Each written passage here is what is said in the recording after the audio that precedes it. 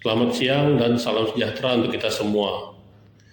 Perkenalkan, nama saya Henderson Manurung, NIM 24611101049. Sebelumnya saya mengucapkan terima kasih kepada Profesor Teddy yang telah memberikan saya kesempatan untuk memenuhi tugas UAS serta meluangkan waktu untuk menonton dan memberikan penilaian terhadap video pemaparan saya ini. Baiklah, saya akan segera menjelaskan bagaimana proses pengolahan dan penelitian menggunakan aplikasi Smart PLS.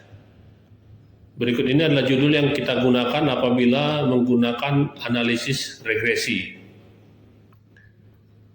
Regresi, pengaruh, motivasi, dan penerapan disiplin terhadap kinerja karyawan pada PT Pelita Pekanbaru, atau analisis faktor-faktor mengaruhi kinerja karyawan pada PT Pelita Pekanbaru. Berikut ini adalah judul yang kita gunakan apabila menggunakan analisis MPLS.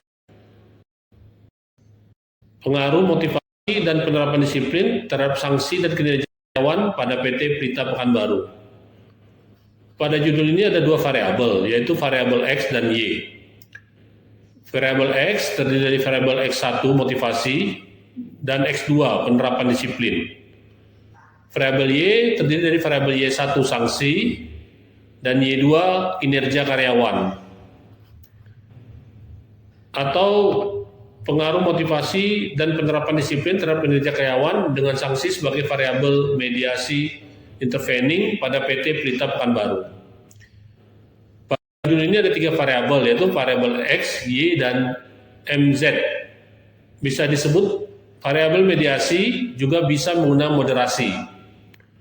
Variabel X terdiri dari variabel X1 motivasi dan X2 penerapan disiplin. Variabel Y kinerja karyawan, variabel mediasi Z sanksi. Sebelum memulai penelitian, penting untuk memahami secara mendalam kondisi objek penelitian, termasuk mengidentifikasi permasalahan yang terjadi serta fenomena yang melatar belakangi perlunya penelitian dilakukan di lokasi tersebut. Kita buatkan latar belakang. 1. Masalah atau fenomena. Ada apa dengan kinerja karyawan pada PT Pelita? Jelaskan dengan data. Data Key Performance Indikator karyawan PT Pelita juga bisa dilakukan pengisian kuesioner prasurvei terhadap kinerja karyawan. Teori atau penelitian terdahulu yang terkait dengan kinerja, buat research gap per variabelnya, mencari jurnal-jurnal terdahulu yang hasil penelitiannya berpengaruh signifikan dan tidak signifikan. Selanjutnya, untuk rumusan masalah nomor 1 dan nomor 2, jika kita menggunakan analisis regresi dan 1 sampai 5, jika kita menggunakan analisis SEM. Rumusan masalah. 1. Apakah motivasi mempunyai pengaruh terhadap kinerja karyawan pada PT Pelita Pekanbaru? 2. Apakah penerapan disiplin mempunyai pengaruh terhadap kinerja karyawan pada PT Pelita Pekanbaru? 3. Apakah motivasi mempunyai pengaruh terhadap sanksi pada PT Pelita Pekanbaru? 4. Apakah penerapan disiplin mempunyai pengaruh terhadap sanksi pada PT Pelita Pekanbaru? 5. Apakah sanksi mempunyai pengaruh terhadap kinerja karyawan pada PT Pelita Pekanbaru? Sama dengan rumusan masalah sebelumnya, tujuan penelitian disusun untuk memberikan jawaban atas permasalahan yang telah dirumuskan dalam rumusan masalah. Setiap tujuan penelitian diarahkan untuk menguraikan, menganalisis, dan menemukan solusi permasalahan yang diidentifikasi, sehingga hasil penelitian ini dapat memberikan kontribusi yang relevan dan tepat sasaran. Nomor 1 dan 2 digunakan untuk analisis regresi, dan nomor 1 sampai 5 jika menggunakan analisis SEM. Tujuan penelitian. 1.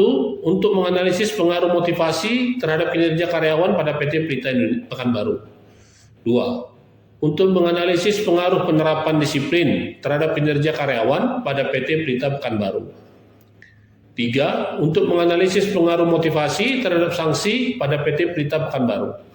4. Untuk menganalisis pengaruh penerapan disiplin terhadap sanksi pada PT Pelita Pekanbaru. 5. Untuk menganalisis pengaruh sanksi terhadap kinerja karyawan pada PT Pelita Pekanbaru. Selanjutnya, manfaat penelitian ini diharapkan dapat memberikan kontribusi yang signifikan, baik secara dari segi teori maupun praktek. Manfaat penelitian, 1. Manfaat teoritis. A. Pada ilmu yang teliti, misalnya teori kinerja, teori motivasi. B.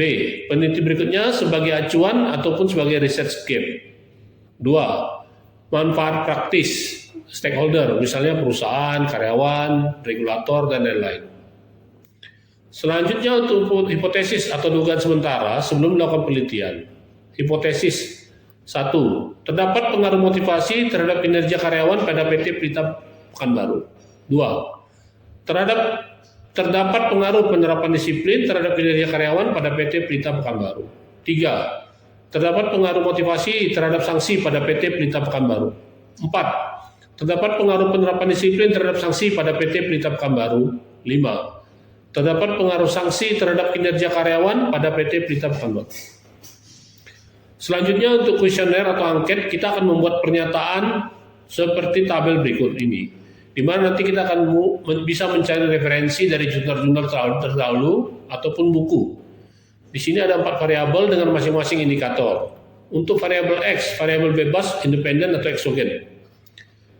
Pertama, motivasi atau X1 dari teori Maslow, Robin, and Judge pada tahun 2008 dengan indikator 1. Fisiologi, 2. Rasa aman, 3. Sosial, 4. Penghargaan, 5. Aktualisasi diri. Kedua, disiplin kerja atau X2 dengan indikator 1. Tepat waktu, 2. Taat terhadap peraturan, 3. Tanggung jawab dalam bertugas.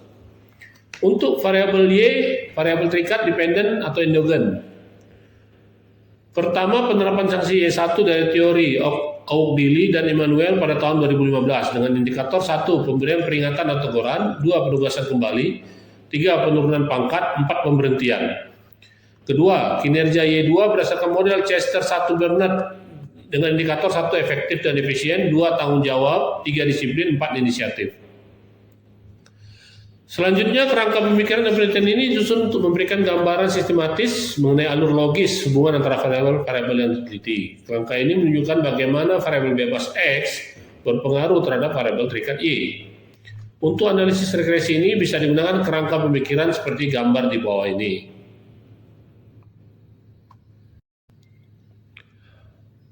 Untuk analisis SEM digunakan kerangka seperti gambar di bawah ini.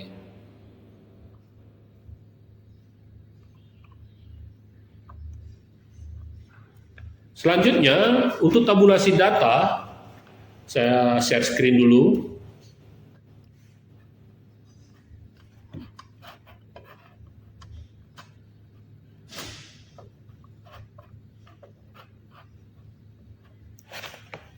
Ini adalah tabulasi data yang akan diolah dengan Smart PLS. Ada data responden sebanyak 100 orang dan profil responden berdasarkan kategori masa kerja, pendidikan, usia, dan gender.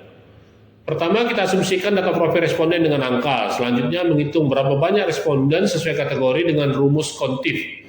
Begitu juga untuk jawaban pertanyaan indikator dari variabel. Selanjutnya, kita pindahkan hasil tabulasi ke dalam bentuk persepsi responden per variabel seperti ini.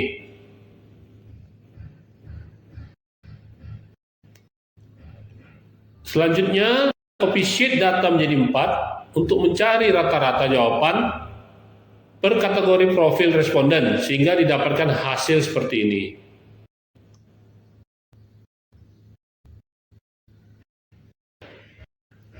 Baiklah, data untuk profil responden sudah selesai. Selanjutnya kita olah data menggunakan PLS.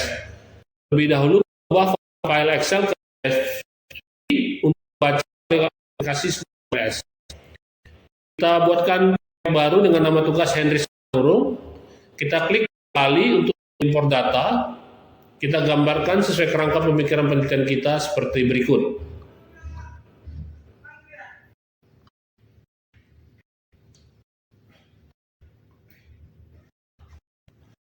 Setelah saya klik menghitung, PLS sehingga output seperti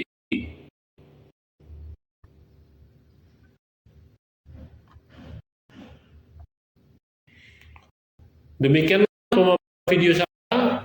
Terima kasih.